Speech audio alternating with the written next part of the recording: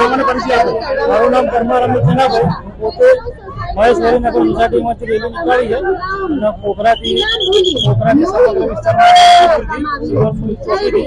અહીંયા આટલી રેલી લઈને આવ્યા છે અને 133 હજારોની સંખ્યાની ભીડમાં જય ભીમના નારા ખાસ કરીને રેલીમાં કયા વાહનો જોડાયા હતા અને શું આપણે કરતા આવ્યા? ખાસ કરીને પબ્લિક બાઇક રેલી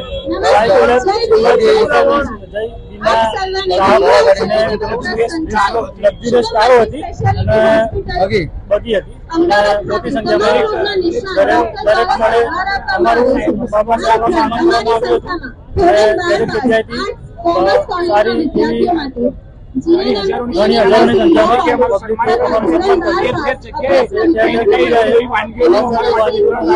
રાખવામાં આવ્યું હતું। ખાસ કરીને હજારો લોકો જોડાયા હતા।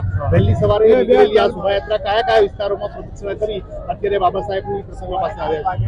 સવારે 9 વાગ્યાથી અટકેશ્વર મહેશવરીનગરમાંથી નીકળી હતી અને ત્યાંથી કોકરા સર્કલથી ત્યાંથી ગોમતીપુર સિલ્વર મિલ ચોક શંકરપુરા ચાલીથી ત્યાંથી પોસ્ટ ઓફિસ સૌનગર ત્યાંથી આગળ રાજકોટ ગોમતીપુરથી ત્યાંથી મણકરવાસ ચમરવાસ મસ્જિદ સમાજોએ અમારું સન્માન કર્યું તથા બાબા સાહેબનું એકાદને કેક કાપી અને ત્યાંથી બધા આવ્યા નગરી મિલથી।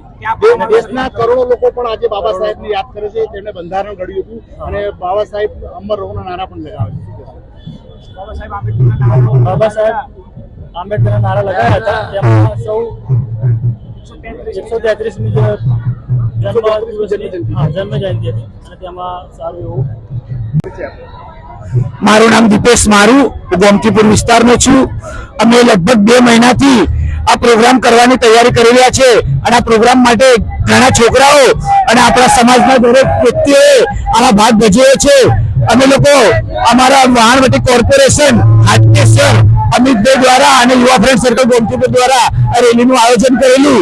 અમે સવારે 9 વાગે હાટકેશ્વર થી રેલી નીકાળીને ખોખરા સર્કલ થી અનુપમ સિનેમાથી શંકરપુરા ચાલી ગોમતીપુર, ત્યાંથી મરિયમ બીબી મસ્જિદ, ત્યાં પણ અમારું સન્માન કરવામાં આવ્યું।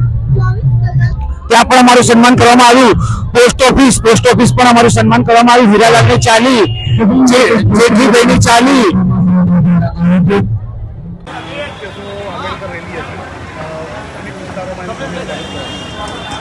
આજે બાબા સાહેબની 133મી જન્મજયંતિ નિમિત્તે આખા ગુજરાતમાં અને દેશમાં એમની જન્મજયંતિ ઉજવાય છે।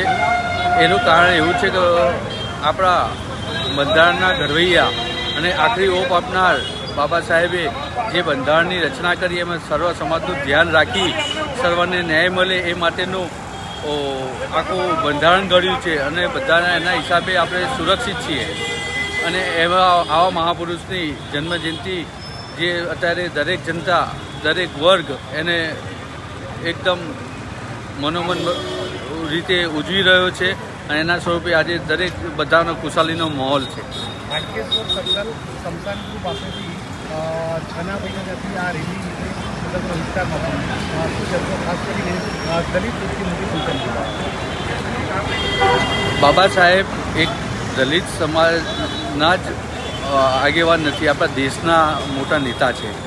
એમને બંધારણનું રચના કરી છે, એમણે દરેક સમાજને ધ્યાન રાખીને કર્યું છે।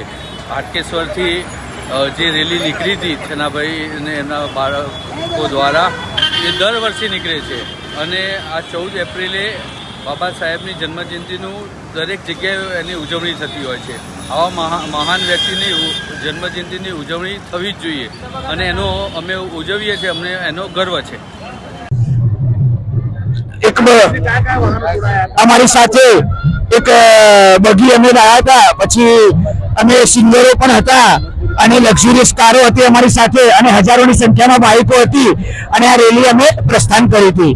આખા ગોમતીપુર વિસ્તારમાં ભીમ ચાહકો માટે આ એક પ્રોત્સાહન છે અને જાગૃત થવા માટે આટલી મોટી સંખ્યામાં અમે બધા જોડાયા અને લોકોએ ઘણો આનંદ કર્યો અને આ લોકોને જાગૃત કરવા માટેની રેલી હતી। ડોક્ટર બાબા સાહેબ આંબેડકર અમર રહો. જય હિન્દ. ગરમી છે, કાળઝાળ ગરમી છે, કેમ છતાં પણ લાખોની સંખ્યામાં આવે. કાળઝાળ ગરમી હતી તો પણ અમે લોકો આ રેલીનું આયોજન કરેલું અને આ રેલીમાં હજારોની સંખ્યામાં ઘણા લોકો જોયા હતા. બાઇક રેલી, લક્ઝુરિયસ કારો, બગી, ડીજે અને સિંગરો હતા, જેને અમે બહુ મોટા પાયે અમે આયોજન કરેલું અને અહીંયા અમે આ સમાપ્ત કર્યું છે. દરેક ભાઈ બહેનો સાથ સહકાર આપે. ખુશીની વાત એ છે કે આટલી પબ્લિક અમારી સાથે જોડાઈ અને જાગૃત થઈ, એ બદલ દરેકનો ખૂબ ખૂબ આભાર. જય હિન્દ, જય ભીમ. આંબેડકર જયંતિ છે, વિશાળ રેલી હતી. અનેક અલગ જગ્યાએ દરેક જગ્યાએ ભવ્ય સ્વાગત કરવામાં આવ્યું. આજે ડૉક્ટર બાબા સાહેબ આંબેડકરની 133મી જયંતિ નિમિત્તે એક તો સમગ્ર સમાજને શુભેચ્છાઓ પાઠવું છું. દેશના ઇતિહાસમાં કેટલાક વિભૂતિઓ એવો થયા કે જેમનું યોગદાન ક્યારેય વિસરી શકાય એવું નથી. આ દેશના બંધારણને જો કોઈ આખરી સ્વરૂપ આવ્યું હોય અને આવું સુંદર બંધારણ કે જે દરેક જાતિ, દરેક ધર્મ, દરેક સમાજને આવરી લેતું હોય અને દરેકને ન્યાય અપાવતું હોય તો તે ડૉક્ટર બાબા સાહેબ આંબેડકર જેવી વ્યક્તિ જ કરી શકે. અને એટલે જ આપણે એમને બંધારણના પ્રણેતા કહીએ છીએ.